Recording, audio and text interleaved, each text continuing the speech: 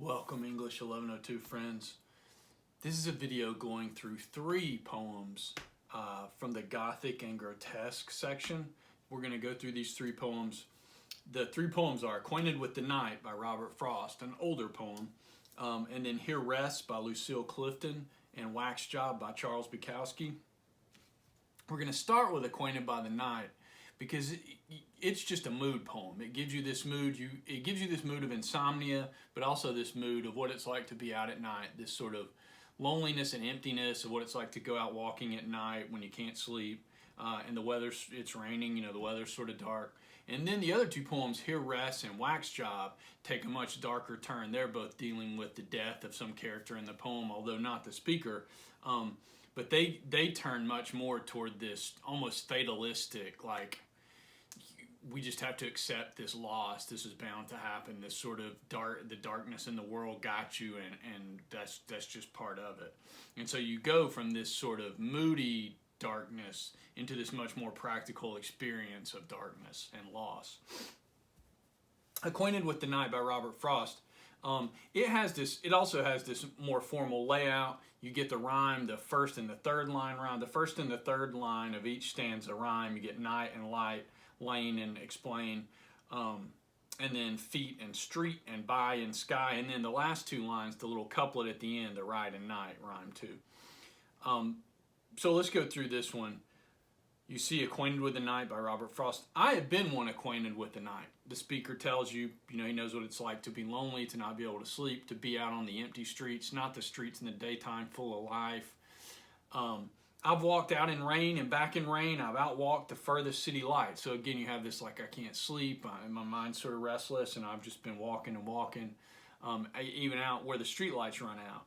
I've looked down the saddest city lane. I've passed by the watchman on his beat, so you get this security guard somewhere, and dropped my eyes, unwilling to explain. Again, the watchman, he sees the watchman sees him, and he looks away, looks down, because he doesn't want to have to explain why he's out at night, out going for a walk.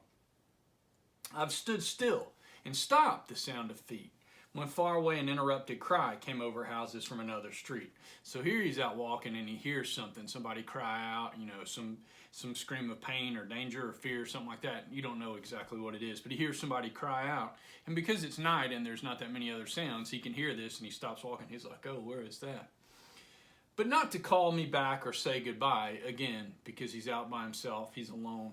And further still, at an unearthly height, one luminary clock against the sky. So he sees like a big bank clock, or maybe the town hall clock or something like that. One luminary clock proclaimed the time was neither wrong nor right. I have been one acquainted with the night. So that turn at the end, the time was neither wrong nor right, is this sort of pushing back and saying, hey, this is when I felt like taking a walk. There's nothing wrong with being out, at night. There's nothing wrong with being out for a walk at night, just like there's nothing wrong with being out for a walk during the day. The people who are night owls and out roaming around and, feeling restless at night, that's neither wrong nor right. Nothing wrong with it. I've been one acquainted with the night. So it's just that sort of, I've been out at night feeling sort of lonely and restless. There it is, this sort of acceptance that sometimes that's how people feel and how they are. Wax Job, if you jump to it, deals with somebody dying. The title, Wax Job, there's an important image in Wax Job, and what it gives you is you get this theme, this event over and over in the poem, the guy getting his car waxed, and the guy who dies promising to wax the speaker's car. But part of what Wax Job is doing and waxing your car is doing is that waxing your car is just for appearances. It doesn't make the car run better. It doesn't have to do with like the essential feature of the car, which is to get you from place to place. It doesn't help the car, run better or drive faster or anything like that. It's just for appearances. And part of what you get in this poem is this character who, he knows he's in his last days. He knows he's not well, and he's facing death, and he wants to face it on his own terms. He doesn't want to die alone in a hospital.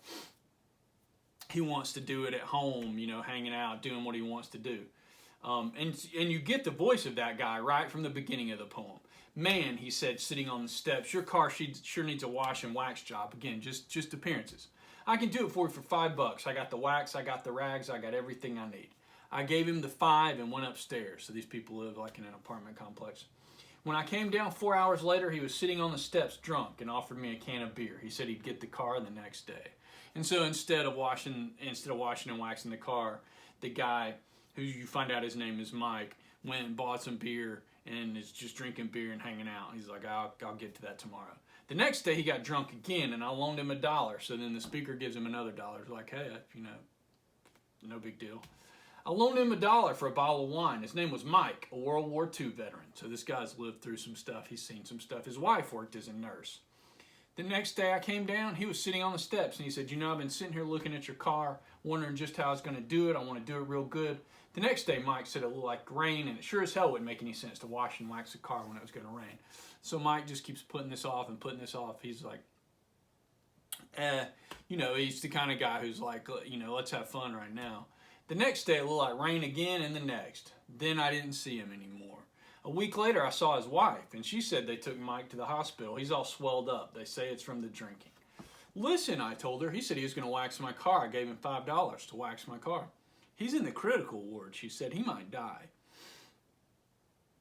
And so Mike knows he wasn't supposed to be drinking. It made him sick, but it's what he wanted to do. It's how he wanted to live. I was sitting in their kitchen drinking with his wife when the phone rang. She handed the phone to me. It was Mike. Listen, he said, come down and get me. I can't stand this place. I drove on down there, walked into the hospital, walked up to his bed and said, let's go, Mike. They wouldn't give him his clothes, so Mike walked to the elevator in his gown. Y'all have seen these hospital gowns. They're awful.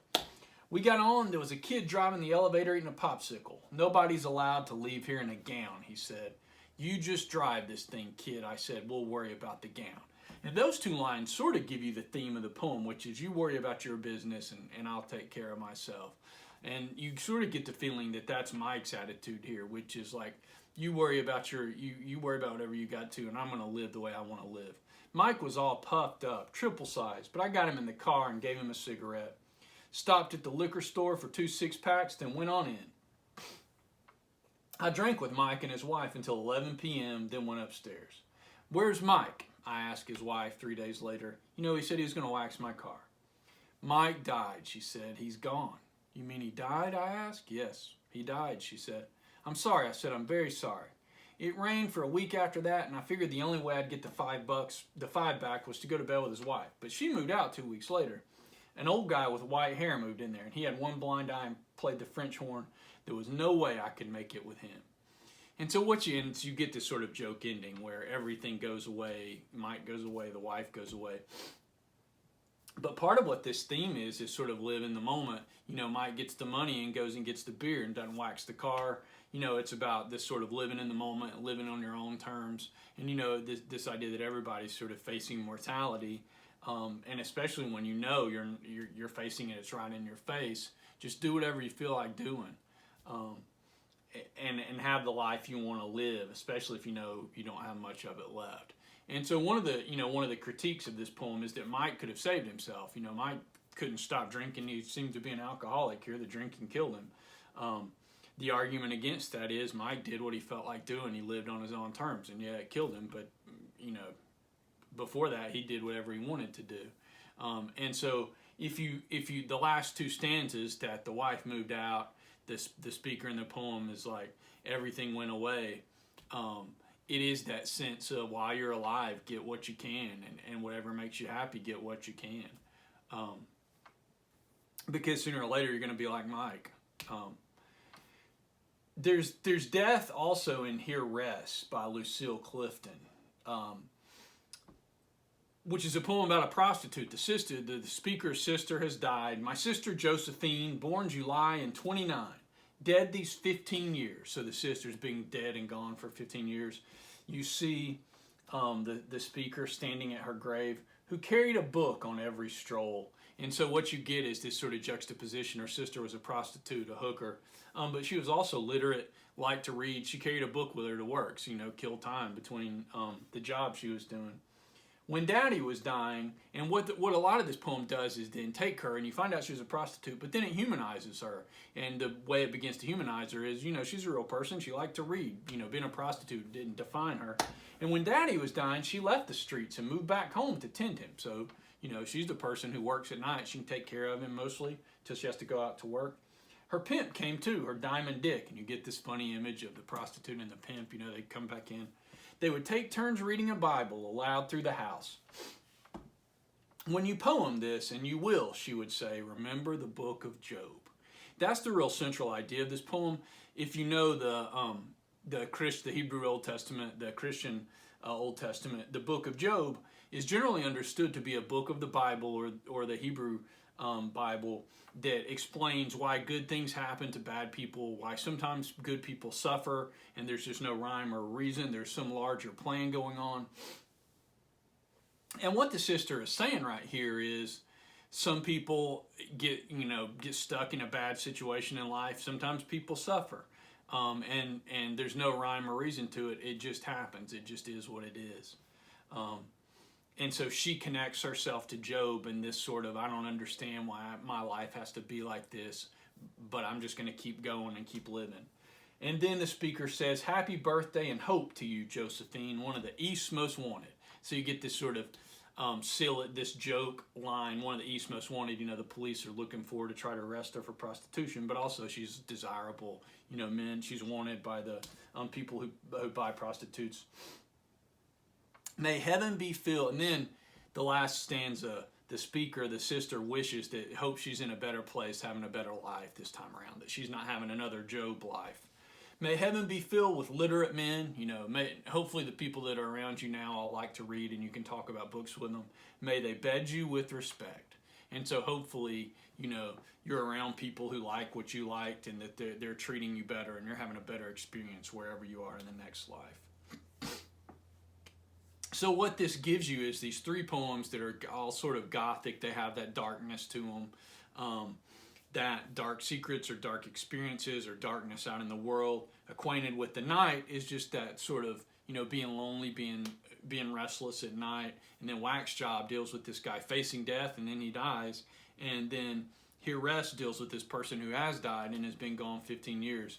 And the speaker, the sister, is hoping that she's in a better place, having a better experience this go round. So all of these sort of carry you through this gothic experience of restlessness and loneliness and then facing death and then being dead and being remembered. Hopefully this helps you understand these three poems and see some connections between these three poems. If you have questions about Lucille Clifton or Frost or Charles Bukowski, who's a West Coast writer, mostly associated with California. But if you've got questions about any of these three, just be in touch and I'll be happy to talk through them with you. Otherwise, I hope this is useful to you.